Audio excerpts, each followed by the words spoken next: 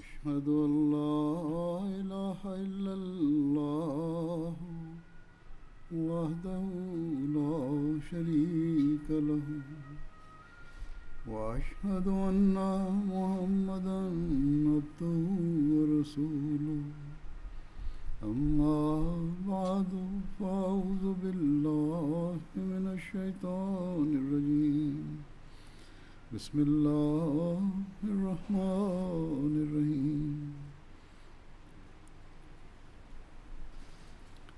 सबसे पहले Tout d'abord, je voudrais remercier Allah le Très-Haut qui nous a permis de bâtir une mosquée dans cette ville. इस शहर में एक मस्जिद तमीर करने की तौफीक अता फरमाई।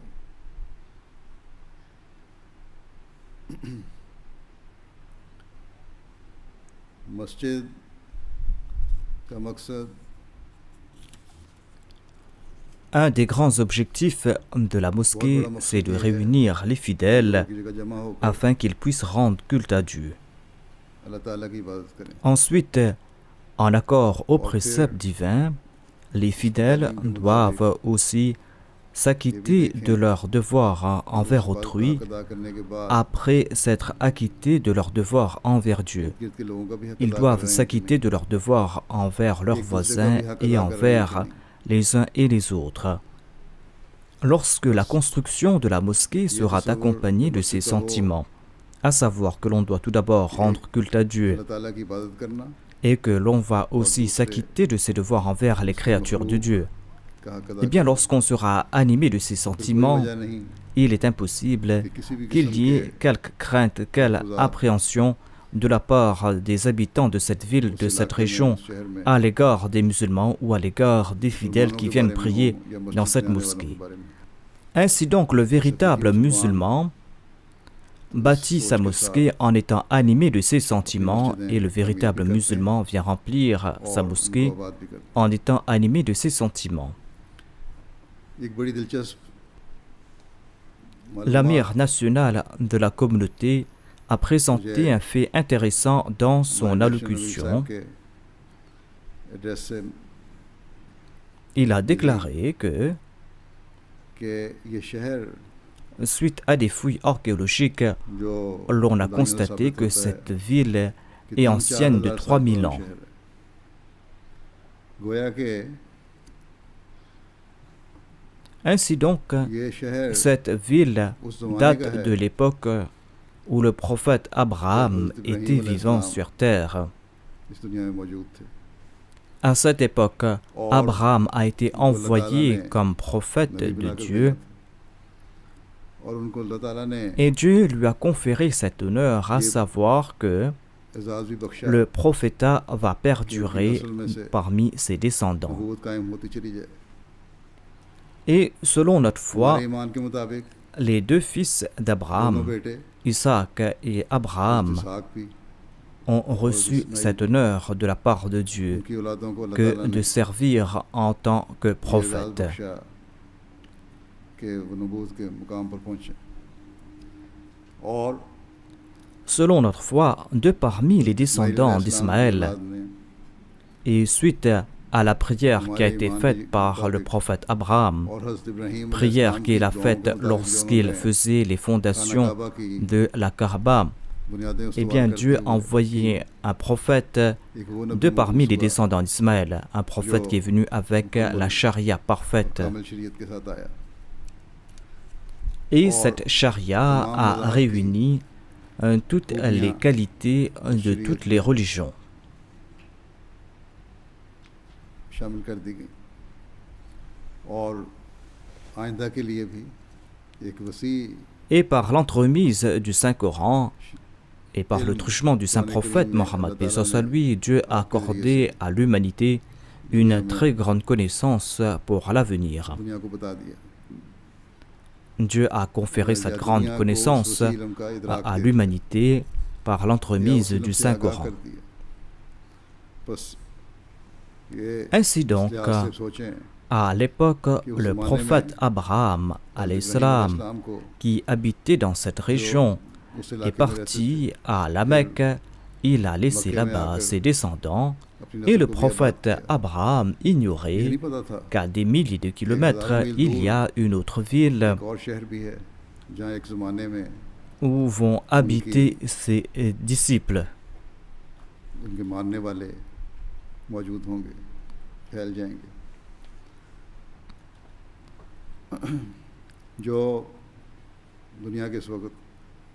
Les trois grandes religions du monde par rapport à leur nombre de fidèles sont le christianisme, ensuite l'islam et le judaïsme.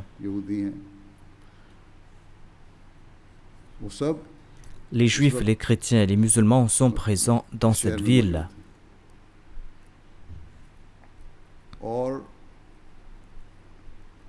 Et s'ils suivent les préceptes de leur religion,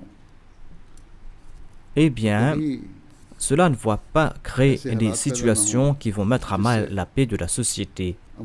Il n'y aura pas de trouble au sein de la société s'ils mettent en pratique les préceptes de leur religion.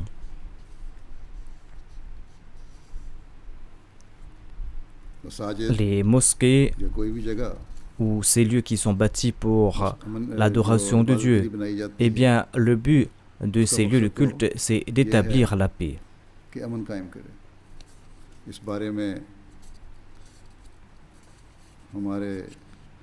Nous avions parmi nous notre ami bouddhiste qui est le président de cette communauté bouddhiste ici et il a déclaré que la mosquée est un signe de paix.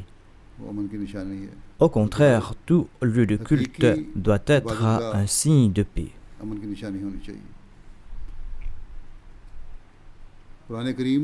Dans le Saint-Coran, Dieu donne la permission aux musulmans, ou Dieu a donné la permission au Saint-Prophète, paix soit lui, de prendre les armes.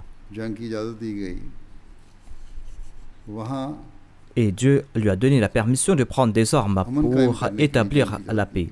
Il lui a donné la permission de prendre des armes pour préserver chaque religion. Quand nous étudions l'histoire de l'islam, nous allons constater que pendant 13 ans, le fondateur de l'islam, le saint prophète Mohammed, paix soit sur lui, eh bien pendant 13 ans, il a été persécuté, il a dû faire face à des extrémistes et nombre de ses disciples ont été tués, sont tombés à martyrs. Et par la suite, lorsqu'il est parti en exil à Médine, eh bien, après avoir fait un pacte avec les Juifs et les autres tribus, il a établi un État.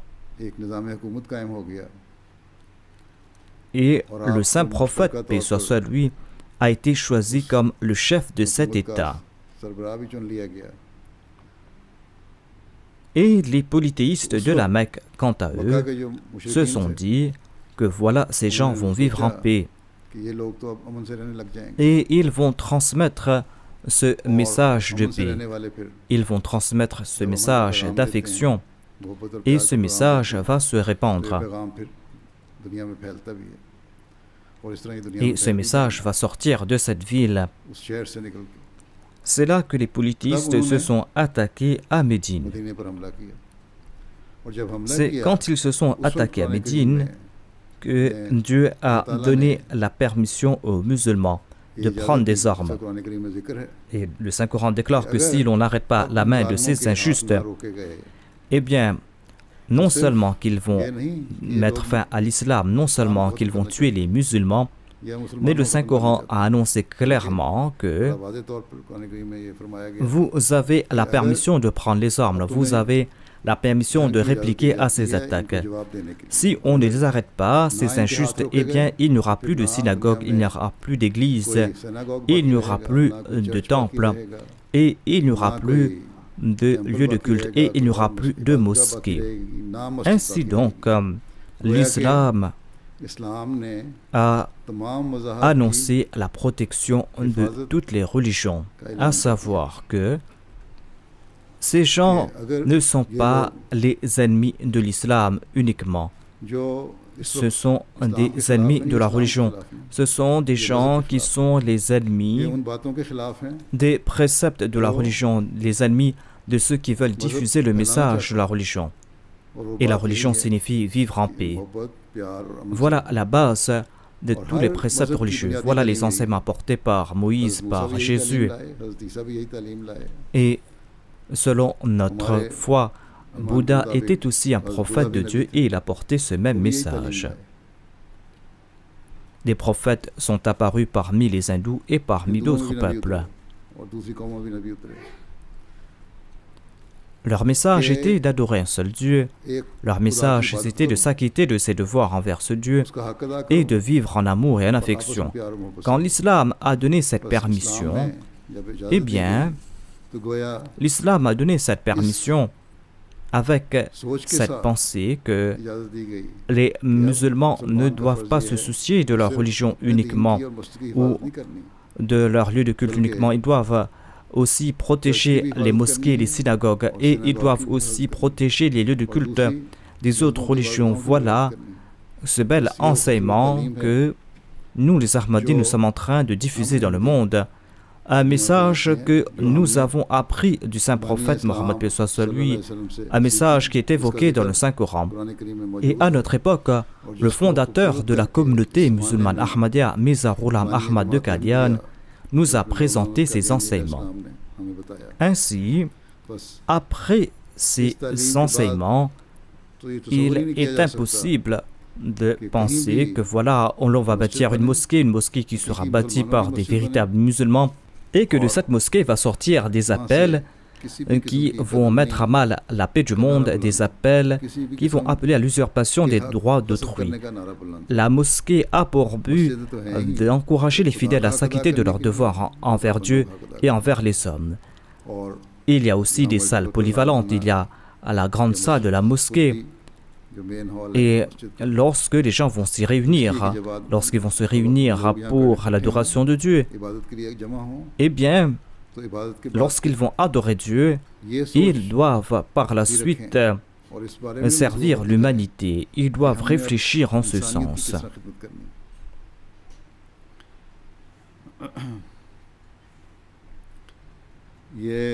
L'Amir Saheb de la communauté de l'Allemagne a déclaré qu'il y a eu des craintes à propos de la mosquée et que maintenant ces craintes ont disparu.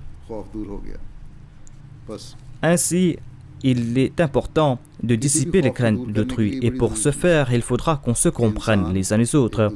Il faudra qu'on écoute aussi l'opinion de l'autre, qu'on regarde les enseignements d'autrui. Il ne peut y avoir d'homme parfait. Dieu a envoyé des prophètes à toute époque et il les a rendus parfaits selon leur période afin qu'ils soient des exemples. Et selon nous, le saint prophète Mohammed, paix soit sur lui, était l'homme parfait. Dieu l'a envoyé au monde comme prophète, mais nous, les hommes ordinaires, nous ne pouvons atteindre la perfection. Nous commettons des fautes. Nous avons tous des faiblesses. Nous avons de bonnes qualités. Ainsi, il faudra que nous regardions de bonnes qualités et il faudra fermer les yeux sur les faiblesses d'autrui. Il faudra agir de la sorte afin qu'il y ait la paix. Et lorsqu'on va s'asseoir ensemble, eh bien, l'on va se connaître davantage les uns les autres. L'on va voir les bonnes qualités des uns et des autres. Ainsi donc, j'espère qu'après la construction de cette mosquée, la communauté musulmane Ahmadiyya vont mettre en exergue davantage ce message et par leur action, ils vont informer le monde à propos de ce message, ils vont diffuser ce message et par leur action, ils vont prouver que la mosquée est un lieu de paix et que les citoyens de cette ville, nos amis, s'ils passent par de telles situations où il y a des malentendus, eh bien l'on va s'asseoir ensemble pour dissiper ces malentendus.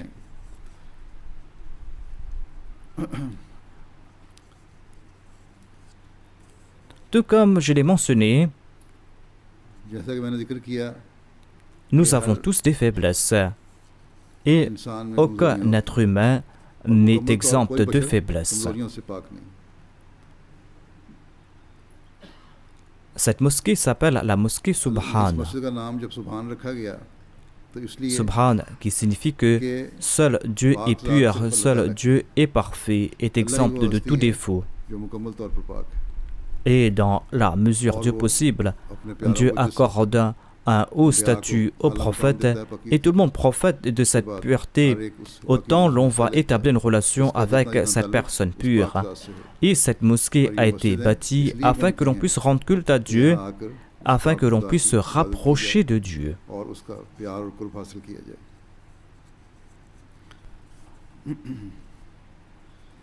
J'ai mentionné le fait de servir autrui,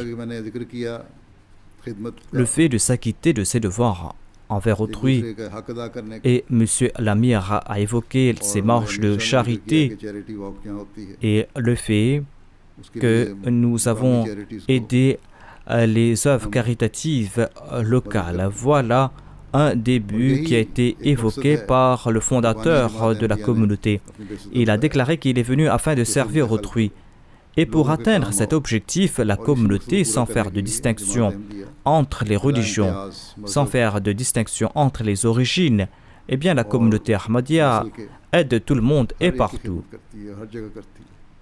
Nous avons fourni des aides pour des hôpitaux, pour des œuvres caritatives et nous envoyons de l'aide en Afrique. Nous avons ouvert des hôpitaux là-bas, nous venons en aide aux gens là-bas. Nous avons ouvert des écoles afin que nous puissions aider les démunis, afin que nous puissions leur venir en aide. Ensuite, nous avons lancé plusieurs projets afin que nous puissions venir en aide à ces démunis.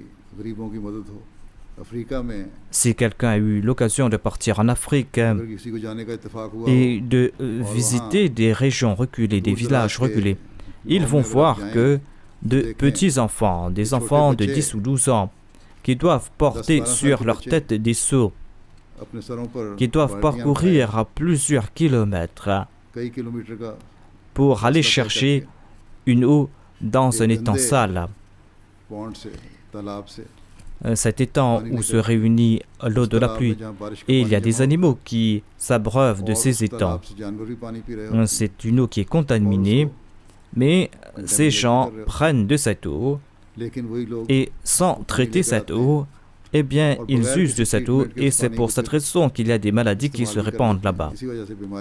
Ici, dans ces pays développés, nous ne pouvons imaginer cela, à savoir que nos enfants consomment de cette eau sale, une eau qui peut leur donner une mauvaise santé.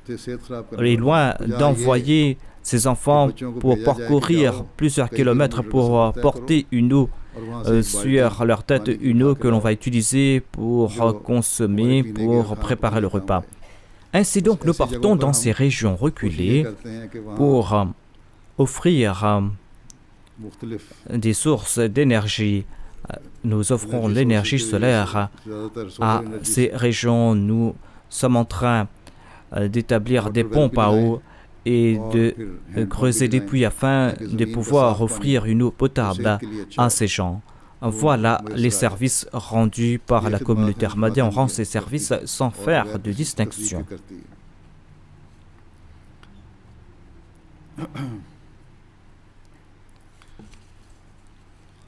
Et il n'y a pas lieu de faire ces distinctions. Dieu a déclaré dans le Saint-Coran que nous avons divisé l'humanité en différentes tribus, en différentes nations. Cependant, ces divisions ne sont pas là pour prouver la supériorité d'un peuple ou d'une nation ou d'une tribu, mais tout simplement pour que vous puissiez vous reconnaître les uns les autres. Et comment se reconnaître? C'est de faire naître en soi la taqwa. Et la taqwa signifie que l'on reconnaît le statut de Dieu et que l'on serve l'humanité, sa création, et que l'on s'acquitte de ses devoirs envers autrui. Voilà les sentiments de la communauté musulmane Ahmadiyya. Et la communauté musulmane Ahmadiyya œuvre en ce monde en étant animée de ces sentiments. Et c'est grâce à ces sentiments que l'on va établir ce message d'amour et d'affection. Et autant la communauté musulmane Ahmadiyya est en train de progresser dans le monde, autant l'on est en train de bâtir des mosquées, autant ce message d'amour est en train de s'élargir. Et j'espère que les Ahmadis qui habitent dans cette ville vont transmettre ce message d'amour et qu'ils vont rehausser leur niveau d'adoration et qu'ils vont présenter cela davantage au monde. Et que chaque jour qui va se lever va faire comprendre à ses voisins, va faire comprendre aux citoyens de cette ville qu'en bâtissant cette mosquée dans cette ville, non seulement nous avons ajouté à la beauté de ces édifices, mais que nous avons offert un lieu qui sera non seulement une source de paix, mais qui va aussi protéger la paix, un lieu qui va aussi protéger nos lieux de culte. Qu'Allah accorde la possibilité aux Ahmadis d'agir en ce sens en étant animés de ces sentiments et de sauver l'humanité qui est en train de courir vers la destruction. Chaque jour qui se lève avec cette peur que tôt ou tard il y aura une guerre internationale ou qu'il y aura du chaos dans notre région. Cependant, si nous sommes animés de ces sentiments, nous allons mettre fin à ce chaos et chaque jour qui va se lever va nous accorder cette protection et va nous faire comprendre que nous désirons la paix et qu'Allah fasse que nous puissions agir en ce sens et que les Ahmadis en premier puissent agir en ce sens. Merci. Maintenant, je vais diriger la prière. Nous, les Ahmadis, nous allons prier selon notre tradition en levant nos mains et nos invités peuvent participer dans ces prières selon leur tradition. Dua.